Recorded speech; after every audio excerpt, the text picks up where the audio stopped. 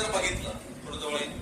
आता या गॅप मध्ये बघितलं ना तर इथं बघा या पाईप मध्ये बघा हे हलतंय, हे गॅप आहे, काय गॅप आहे बघा इथं. या ठिकाणी सुद्धा गॅप आहे, बाहेरच्या साईडला सुद्धा, म्हणजे दोन्ही साईडला गॅप आहे. हे मधलं मोकळं आहे. इथं ही पाईप त्याच्या आतमध्ये बसवलंय, हे बघा हे पाईप त्याच्या आतमध्ये बसवलंय, मोकळं आहे, इथं आहे. पण फ्लेम कुठं चालतोय, या ठिकाणी फ्लेम चालतोय. पण गॅस इथून हा या मोकळ्या स्पेस मधून पाठवलं जातंय.